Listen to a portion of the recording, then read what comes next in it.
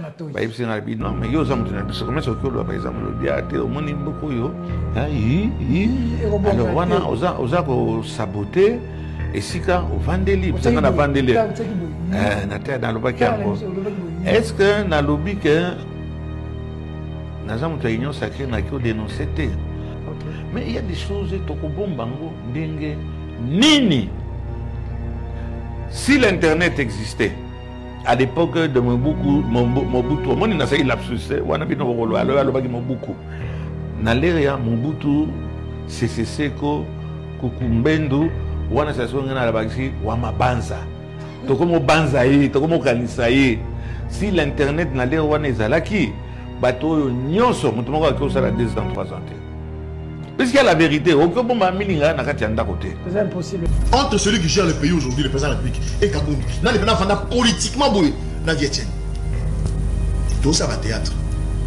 C'est parce que tu as la haine, tu as la mité dans le pays. N'est-ce pas? Nous avons du pouvoir. Nous avons demandé, nous avons dit que John, il faut la le ministre de la Finance. C'est une question de confiance. Au moins la paix. Dites-moi, est-ce que les bâtiments rapport aux ministres de la Finance? Est-ce que les bâtiments rapport aux ministres de l'hydrocarbures? Est-ce que vous avez non, peut-être avant la responsabilité, il faut pour mettre tout de temps à compétence dans le secteur songolo. Pour le ministre de l'économie, il y a le ministre de la finance. Mais tout ça, on a été casting, choix. Il y a un animateur, il y a une institution. Quand on a tata mokondi mboka, kino na ba DG, ton ba PCA, ba chef d'entreprise, ba ministre provinciaux, ba ministre nationaux, et je dirais même na ba député nationaux. Oyebi soko tali bamboka bapaya. Nazwara kanda ki se bamboka mi baleto misato. Je prends le cas des États-Unis. Moto ko kamamboka lelo na États-Unis. Aza licencié en histoire et en sciences politiques. Alandaki na sima, Donald Trump a licencié en économie. Barack Obama licencié en droit. Oyekuna na Russie, Poutine licencié en économie. Soko na bamboka mususu ba Sénégal, otala que même le cursus présidentiel et Sénégal, Kobanaba Léopold Sédar Senghor, qui n'a pas Macky Sall, Lelo, tout le président sénégalais, Batanga Bakelasi. Ou à la limite, Gérard Mboka a une certaine mesure de gestion de la République. Mais alors, quid Nabatata, Bakondio, Bakokamamboka Nabiso. Ça, c'est une question. Des clandestinités. Moi-même. Donc, le jour où vous critiquez Félix Tshisekedi, vous êtes mal vu. Mais il y a des gens qui se revendiquent communicateurs privés de Félix Tshisekedi, qui les rencontre, qui le voit, qui voit ses collaborateurs, et ces gens-là se revendiquent avoir été financés par les institutions, par les pouvoirs, qui se permettent à insulter qui ils veulent. Et là, ça ne pose aucun problème. Je n'ai pas entendu l'UDPS ouvrir une seule seconde la bouche. Je ne sais plus les dire. Vous ne savez pas les dire? Je ne sais pas les dire.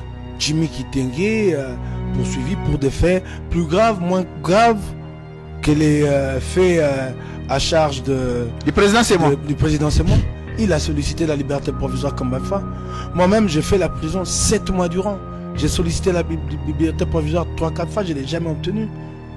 Alors qu'un arrêt de la Cour constitutionnelle était rendu en ma faveur et qu'il était immédiatement exécutoire, je suis resté en prison sous Félix Tshisekedi pendant 2 mois. Et c'est vrai toujours pour découvrir le côté katakata. Ça veut dire machette tramotina. Et comme il le cola l'iseki. Et comme il le cola l'iseki. Et il n'y a pas de solution. Il n'y a pas de solution véritable. J'ai vu un collègue député qui dit attention, vous avez Seka. Mais Bori Bakin, province Wana, et ça jumelé na Kinshasa. Na Locha, Bakatako, dans le Sanko. Ça ne finit pas, mais les gens meurent.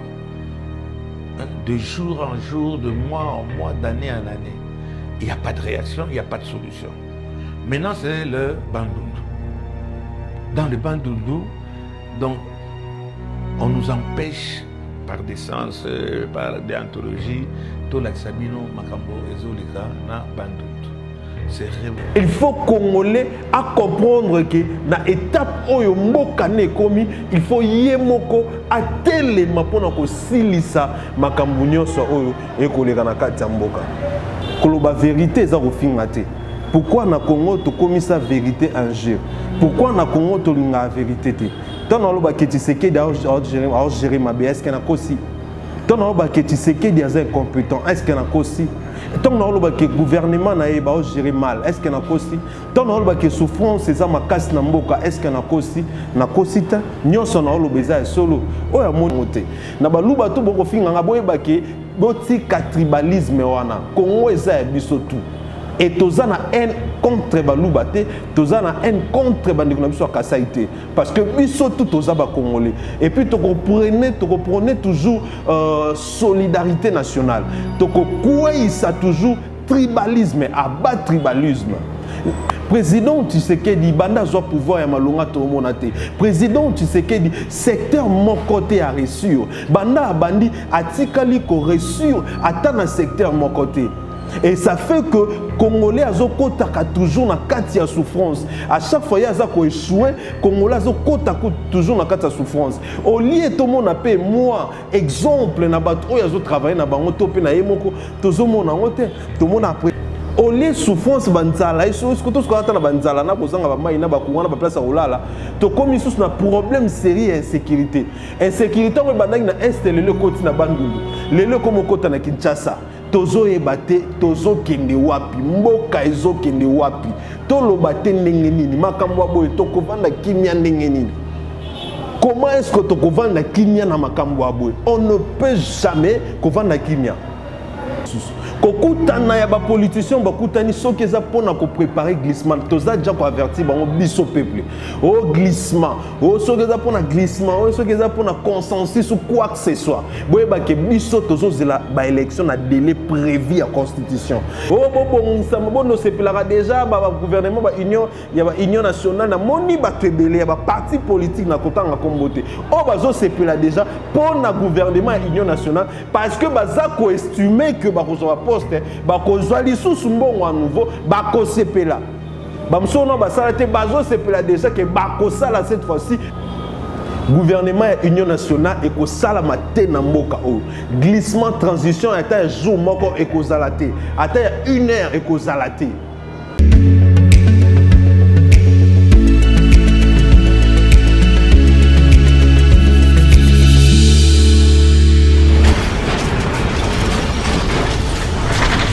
Ma mission TV, le miroir du monde. Ma mission au cœur des actualités, réfléchissons pour notre pays. Chers internautes fidèles abonnés, bonjour, bonsoir, bon après-midi et bienvenue dans votre émission Réflexion qui est présentée par moi, Alexis Wechi. Bopesa merci na Volding Tuka. Kosala ki émission ezala ki toko ndenge boko sepela réalisateur ya réflexion Volding Ngituka bopese merci na champion Mbali na gringo topesio merci beaucoup pour na assistance na yo na émission lelo pe merci na bato tout bakolanda biso en tout cas restez branchés on va bien déguster la matière aujourd'hui. Omoni lelo soki tozo le kakaboye chaque jour tozo ndimake makambo kenda nengezo kende par rapport ya ba vie na biso na ba danger o toza ko kutana nango chaque jour mais tozo tikate tozo continuer koyebisa ba kongomani ke il faut ba se prendre en charge il faut ba telema parce que l'air est grave et ça parce que tozo salango pour un sentiment ou pour un intérêt quelconque. Tozo souffrir comme tout Congolais. Galère nyonso au ba Congolais bazo vivre bisope tozo faire partir na nombre ba Congolais wana. Et souci na biso ezaka monko. Souci na biso ezaka Congolais azwa conscience. Congolais atika kovanda kotala kamakambu kozela kabaloba na e et pas batu moko boendeti ba mot d'ordre.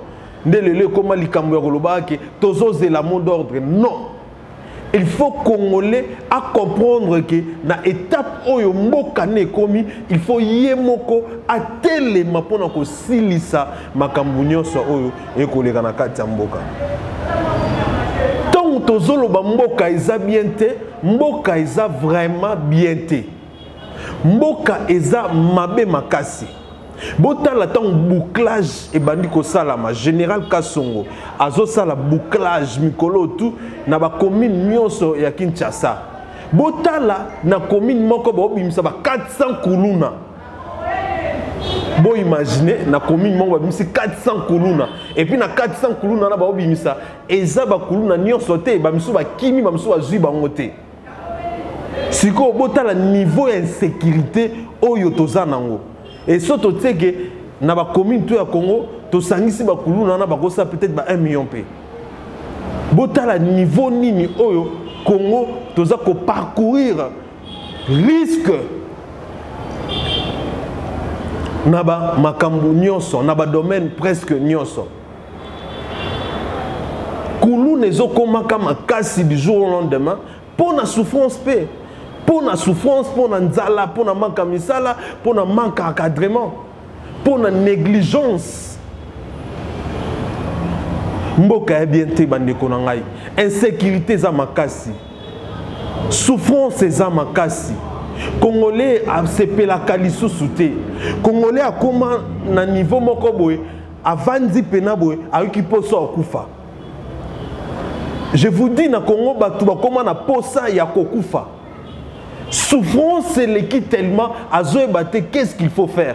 À Talibona keba classe nangai na tangi penza classe ya pasi na silisi misale ezate et ton misale ezate wana azoka sous que mutu kingandi aibi autant a détourné autant bakangi été batikié soit bakangi à côté ou mérité abimi bazokamba mabe tellement.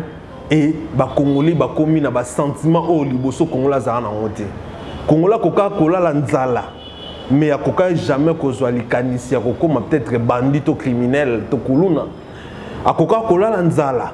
To pe kokuta eloko mwa mabe akoka jamais kokoma na likanisi ya komi boma. O baka komi fréquent lelo batu ba komi boma, batu ba komi mitema mabe, batu ba komi na jalousie, batu ba komi compliqué quoi. Les pays ezo kende pena baloba na kata fausse et avenir est commis flou à un niveau où mutakoki même pas ko espérer les sous même bato bano kene koluka mza koluka kokenda église koluka grâce kenza masali ngolu qui azwa ta opportunité à musala bafuta kata ndambo akoma ko vivre moins bien bakomi ko lemba. Parce que, remarque ça que du jour au lendemain, ma kamoye comme ma kassi, comme ma bé et zobé bakak. Total là, extrait, il y a bandeko oyo, et puis tozon apona ko solo la lisusu.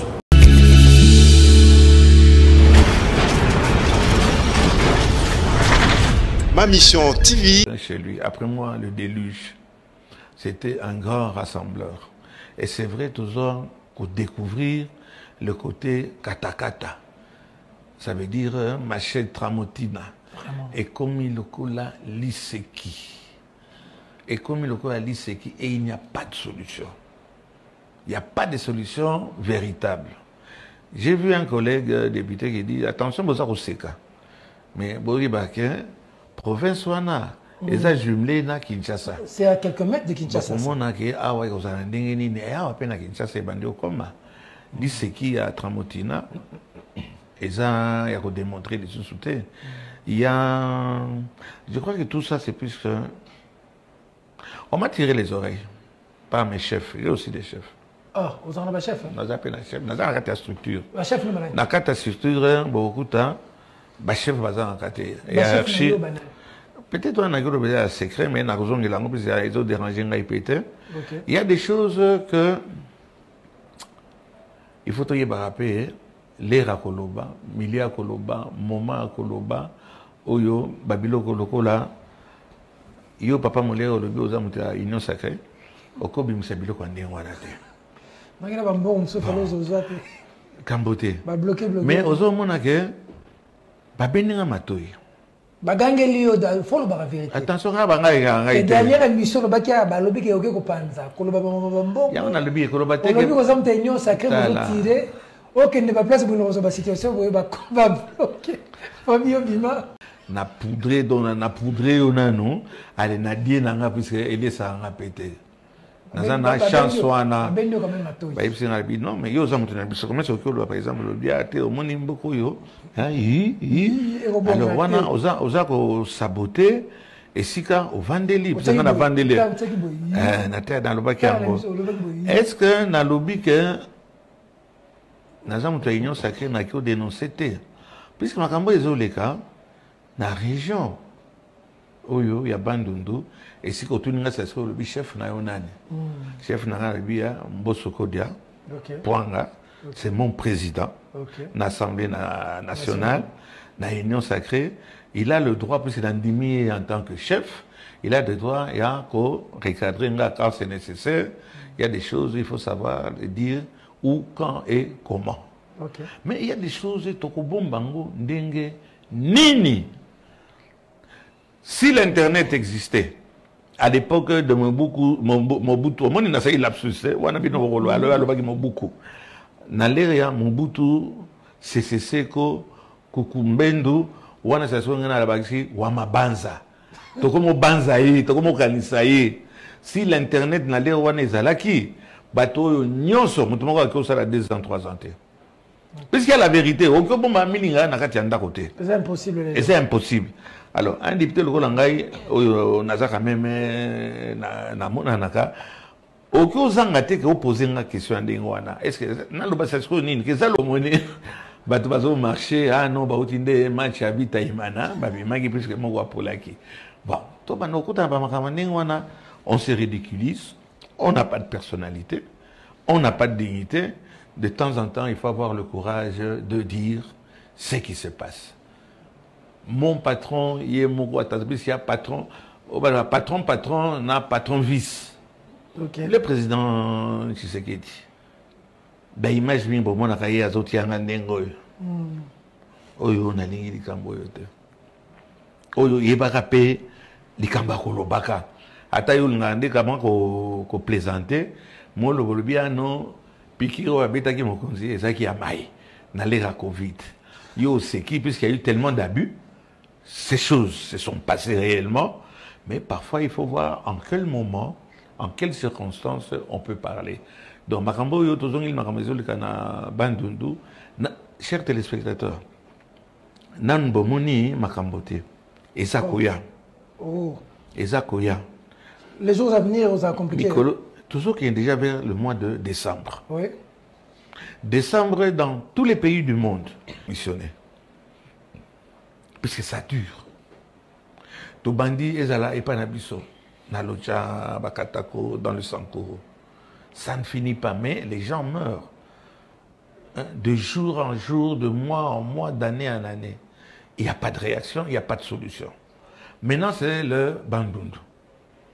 Dans le Bandundu, donc, on nous empêche par des sens, par des anthologies, tout l'Axabino, Makambo, Ezoleka, na Bandundu. C'est révoltant, c'est répugnant. Les images sont très fortes. Hein? C'est répugnant, c'est révoltant, c'est dégoûtant. Tel que na ya nini ezana sima.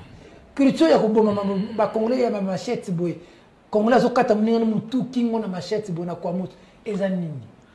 Je ne sais pas, au moins lelo Mobutu alobaki nul n'est prophète chez lui. Après moi le déluge. C'était un grand rassembleur. Et c'est vrai toujours pour découvrir le côté katakata. Ça veut dire machette tramotina. Vraiment. Et comme il cola l'iseki. Et comme il cola l'iseki. Et il n'y a pas de solution. Il n'y a pas de solution véritable. J'ai vu un collègue député qui dit attention, Bosa Oseka. Mais Bori Bakin, province Wana, ils ont jumelé na Kinshasa. C'est à quelques mètres de Kinshasa. Comment on a dit ah ouais, on a dit ni à peine à Kinshasa et bandi au coma. L'iseki à Tramotina. Ils ont démontré les sous-soutés. Il y a, je crois que tout ça c'est plus que on m'a tiré les oreilles par mes chefs. J'ai aussi des chefs. Ah, vous en avez un chef? Nous avons un chef. Nous avons une structure. Un chef, nous avons une structure. Beaucoup de temps, le chef va en caté. Parti dans ma boko, il y a Jean-Marc Kabound. Et vous me dites que Kabound n'était pas populaire? entre celui qui gère le pays aujourd'hui, le président de la République, et Kabound. Là, les gens politiquement bouillé. Là, Etienne. Tout ça va théâtre. C'est parce que tu as la haine, tu as mis ma paix. On fait la politique sur base de sentiments moraux négatifs.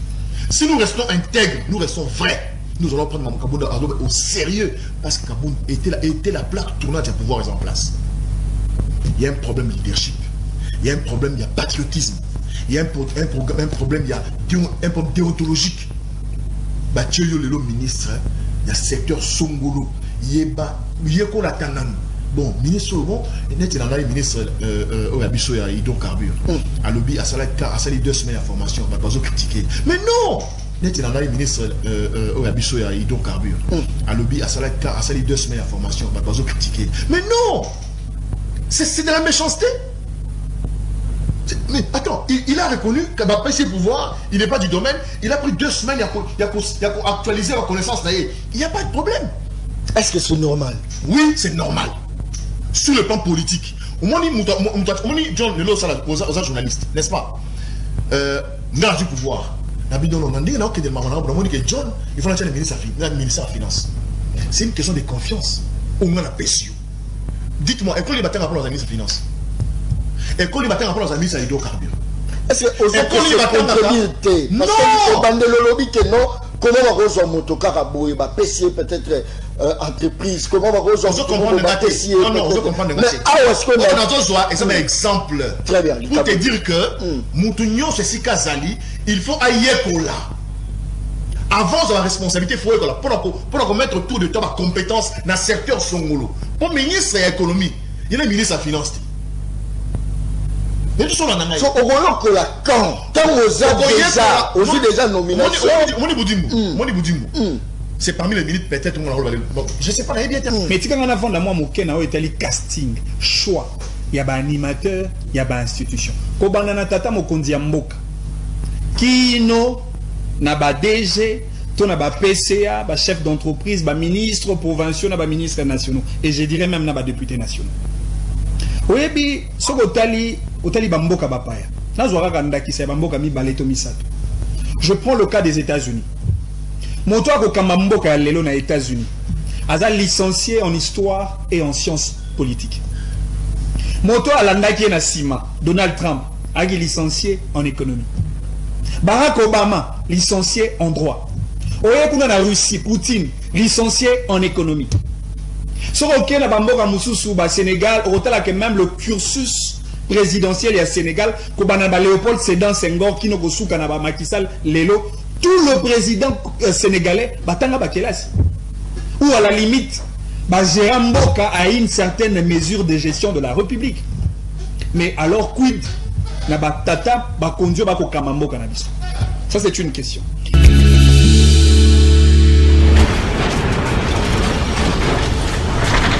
Ma mission TV. Pona bato bazo finganga, pona bato bazo lobaki na yaka ofinga, nazo rappeler bino ki nga na yaka jamais ko finga. Et puis na ofinga pourquoi? Pourquoi il faut na finga? Eza éducation na ngata, naza mal élevé, je suis bien éduqué. Na ko finga Tshisekedi pourquoi? Tshisekedi a papa mukolo makas na terme maintenant il y a âge hormis qui président na ye. Na ko finga été. Koloba vérité eza ko finga té. Pourquoi na Congo to commis sa vérité un jour? Pourquoi na Congo to linga vérité té? Tant na loba que Tshisekedi a géré ma BS que na kosi. Tant na loba que Tshisekedi a incompétent, est-ce que na kosi? Tant na loba que gouvernement na eba a géré mal, est-ce que na kosi? Tant na loba que souffrance eza makasi na mboka, est-ce que na kosi? Na kosi ta nyonso na loba eza solo. Oya moniki na zokosa. Oleki oprouver, olakisi biso oprouver même biso ba effet. Oya lakisaki mambiso to ba lokuta. Et au mona ke osala ngote même bata union sacrée tant to yamba bango bazanga na mamba oloba otunie bilan ayebi eloko oloba te au mona ko beta na oyokele na mawa oleki sika pour ne pas obimisa eso kindengeni po bilan ezate aosala eloko te asali eloko te siko bolingi tokanga munoko ndengeni ndeni bolinga to vanda kimia. Comment est-ce que bolinga to vanda nien to loba te au moment où to mona ke il faut to loba. Et puis na ebisa bino déjà ke ngana au milieu du village tant Nazala au milieu du village, Nakozala kapé au milieu du village. Naza, na ngambu, il y a peuple. Naza pour la population. et population ils ont souffrir. Comment est-ce que bolingi na vanda kimia? Comment est-ce que yo lingi to lobate? Au moment où constitution zo pe sabiso meeting no koloba et lingi to loba et pe sabiso liberté d'expression. Toza na kati ya pays démocratique. Comment est-ce que yo un individu au CPLA to loba? Parce que vous estimez que vous avez muluba, parce que vous estimez que vous avez déjà le cambo tribalisme to ligne en côté. Na ba luba to boko finga nga boye bake boti ka tribalisme wana. Congo eza biso tout. Et toza na haine contre baluba te, toza na haine contre bandeko na biso kasaité parce que biso tout toza ba congolais. Et puis to comprenez toujours solidarité nationale. To ko ça toujours tribalisme, abat tribalisme. A liro boko la biso tribalisme wana boye ba ke ko simbate. Parce que ya ngonde ko sala peke batu ba kabola biso mboka na biso e kabwana, mboka na biso e tekama. Président Tshisekedi azo gérer mabe. Président Tshisekedi banda zo pouvoir ya malonga to monate. Président Tshisekedi secteur mon côté a reçu. Banda bandi atikali ko reçu ata na secteur mon côté.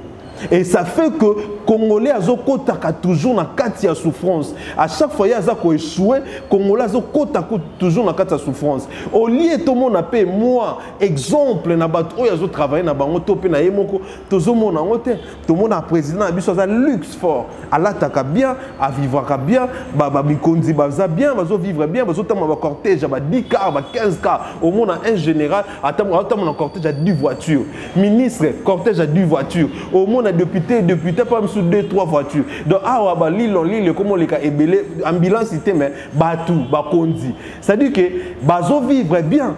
Bazo zoa émolument ba prime ba bleu rebelle. Baza dans le bon. Au moment où on baza dans le luxe et dans le bon, koleka ba kambia ba mboka ebele parce que ba kambia mboka na biso baza mieux payé koleka ba kambia ba mboka ebele. Congo toka ki la fois passé que ministre a touché $45 000. Boy sanga na musala nini bon ba sala pour toucher $45 000. Donc baza mieux payé, baza bien, baza dans le luxe, ba avantage dans tout ça et puis bango salaire na bango ira raté chaque fin de mois, même soit avant fin de mois, ba touchera déjà salaire na bango. Au moment où bango baza bongo batu misusu ba na kati ya galère, ba peuple na kati ya souffrance. Au lieu souffrance banzala, iso ce que tout ce qu'on attend na banzala na kozanga ba mai na ba kuwana ba place olala, to comme misusu na problème sérieux insécurité. Insécurité on ba na installer le côté na bandundu. Lelo comme kota na Kinshasa. Tozo ebate, tozo kende wapi, mboka ezo kende wapi. To lobate ndenge nini, makambo boye to kovanda kimia ndenge nini. Comment est-ce que tu vends la kimia na makambo aboy? On ne peut jamais vendre la kimia. Parce que ça va mal. Bolanda Olivier Kamita tunenga lobby. A lobby bo. Tokotika jamais une minute. Na bato bako kambabiso pour bal kambabiso lisusu. Kokutana ya ba politicien bakutani soki eza pona ko préparer glissement. Toza déjà ko avertir bango biso peuple. Oh glissement. Oh soki eza pona glissement, oh soki eza pona consensus ou quoi que ce soit. Boyeba ke biso tozo zela ba élection na délai prévu à constitution. Soki esali que bo sali ba élection na délai prévu te, boyeba ke muta ko sala glissement oh soki ni soki transition et kozala te. A kozala te. Oh bon ça bon c'est déjà ba gouvernement ba union il y a union nationale na moni ba tebele ya ba parti politique na kotanga kombote. Oh bazo c'est déjà pour na gouvernement union nationale parce que baza ko estimer que ba kozwa poste ba kozwa lisusu mbongo à nouveau ba ko sepela.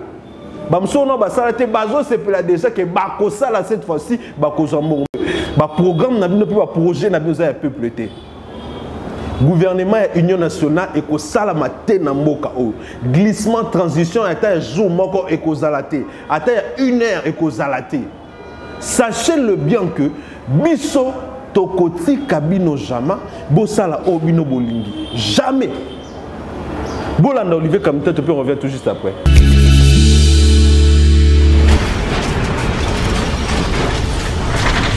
Ma mission TV. Ministre de l'Intérieur. Très bien. Ses besoins à lui sont soumis. Et la police a toute une administration. Oui, ses besoins à lui sont soumis à son autorité des tutelles. Et quand nous parlons de moyens pour Sylvano Kasson, c'est plus de moyens en termes logistiques et financiers. Vous allez lui donner $1 million pour qu'il en fasse quoi? C'est en termes des véhicules, de la logistique pour les opérations. C'est cela. Des carburants. À la limite, même quand il s'agit de la ration alimentaire, mais la police doit avoir une cantine. Et non aller acheter du pain dans la rue. Quand les policiers sont en opération et des boîtes de sardines civiles. Non. C'est cela. Très bien. Alors je l'ai plaint, le pauvre, il n'a pas le moyen. Quel résultat vous attendez de lui? La police elle-même, quand celui-là parle de moyens mis à la disposition de Kassong, mais les sous-commissariats de police ici sont logés où? Dans des containers. Et vous dites qu'on lui donne des moyens. Celui-là qui les dit peut travailler dans les mêmes conditions qu'un capitaine, obligé de résider son PV dans un conteneur. À midi, quand il fait chaud à Kinshasa, tu peux tenir là-dedans et travailler et pouvoir te concentrer. Dans un conteneur. Dans un conteneur en uniforme en plus. Il ne reçoit pas le moyen. Est-ce que Félix Tshisekedi n'a rien apporté dans le secteur de la police en RDC? Et les effectifs de la police sont en grande partie affectés où? À des individus. Il y a une unité spécialisée pour la protection des vieilles. Kinshasa, comme à l'intérieur du pays, en prison, il y a des Congolais pour avoir critiqué Félix Tshisekedi, ont fait des prisons, des clandestinités. Moi-même. Donc, le jour où vous critiquez Félix Tshisekedi, vous êtes mal vu. Mais il y a des gens qui se revendiquent communicateurs privés de Félix Tshisekedi, qui les rencontrent, qui le voient, qui voient ses collaborateurs, et ces gens-là se revendiquent avoir été financés par les institutions, par les pouvoirs, qui se permettent à insulter qui ils veulent. Et là, ça ne pose aucun problème. Je n'ai pas entendu l'UDPS ouvrir une seule seconde la bouche. Je n'ai pas entendu non plus l'union sacrée dire un mot, piper dessus. Mais il suffit que quelqu'un d'autre dise que Félix Tshisekedi ne fait pas bien le travail, les services sont dedans, les ceci sont les dents. Je pense que cette manière de faire les choses n'est pas très très juste pour un État. Soit on est dans un État, soit on n'est pas dans un État. Il faut choisir. Par contre, la liberté provisoire accordée au président, c'est moi. Ah, voilà. Accordée au président, c'est moi. Mike Mukebaye. Comment trouvez-vous la fonctionnalité judiciaire? Jugez-vous la manière de traiter de notre justice, des collaborateurs de Félix Tshisekedi, le président de la République, avec d'autres Congolais, alors que jouissant de mêmes droits, de même liberté? La troisième question, Mike Mukebaye, est-ce que vous déçu ces jours de la manière ou de l'apport de Félix Tshisekedi dans notre manière de faire, parce que vous aviez combattu les bons combats, Mike Mukebaye, contre les injustices distributives dans ces pays. Aujourd'hui, en voyant ce que fait Félix Tshisekedi avec la nouvelle façon de faire de la justice, Mike Mukebaye s'est dit quoi et dit quoi aux Congolais? Je ne sais même pas me dire quels sont les critères qui prévalent à ce qu'on accorde la liberté provisoire à un prévenu. Je ne sais plus les dire. Vous ne savez pas les dire? Je ne sais pas les dire.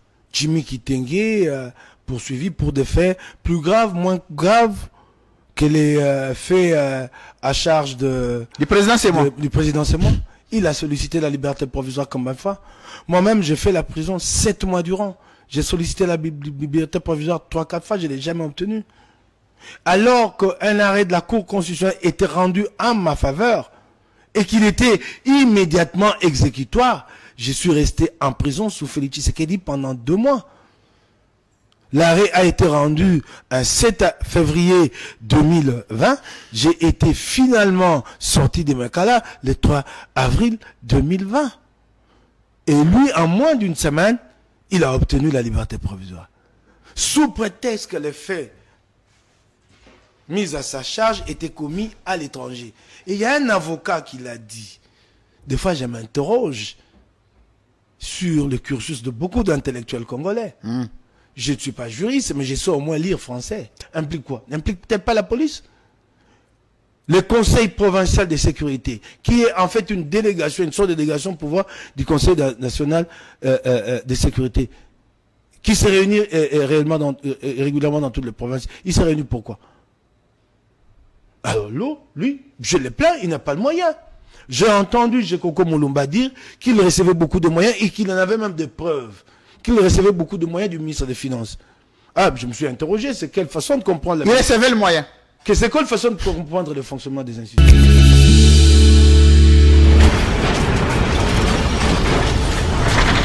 Ma mission TV.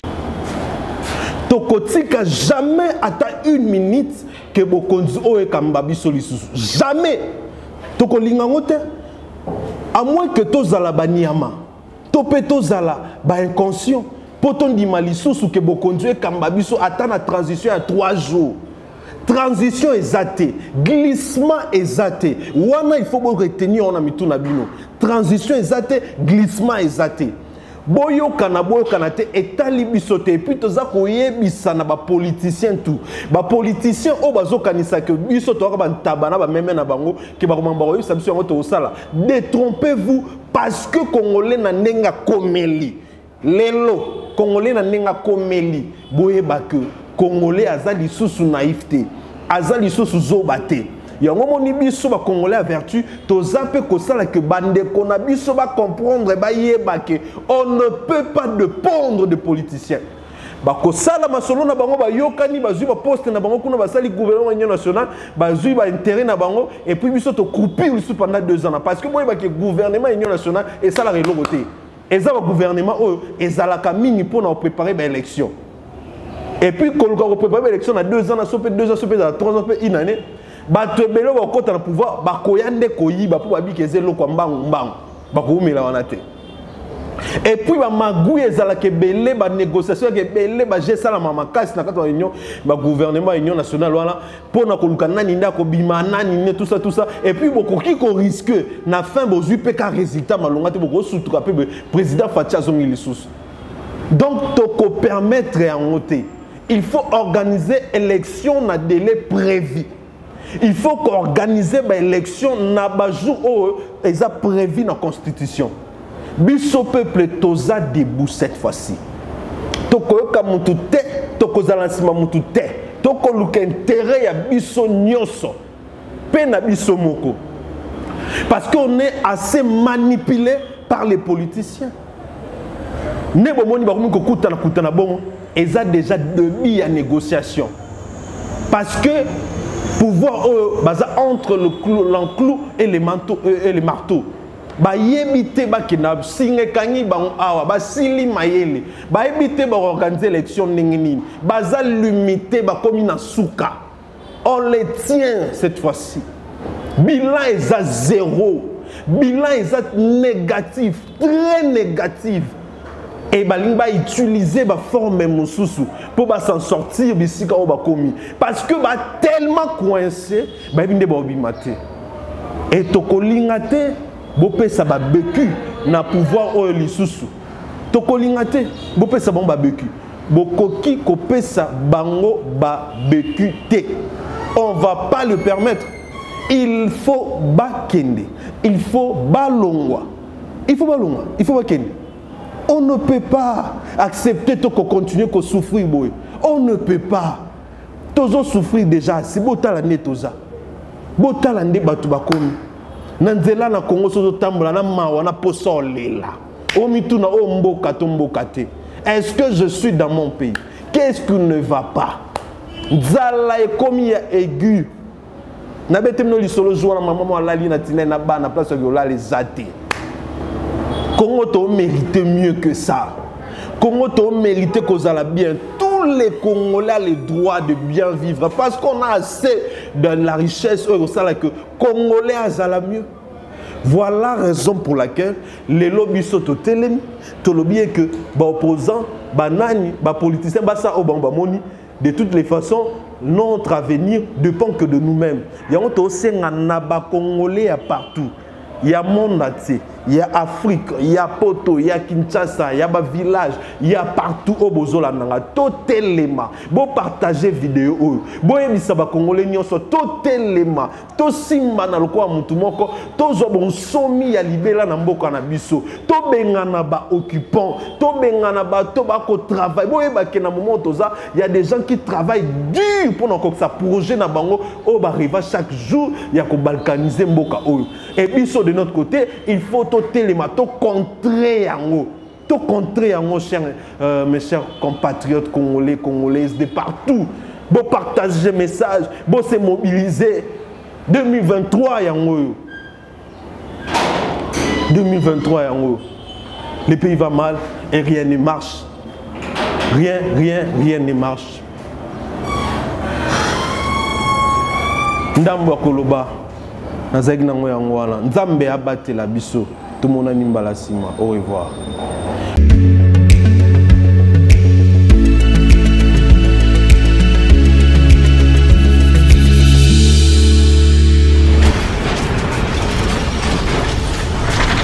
Ma mission TV, le miroir du monde.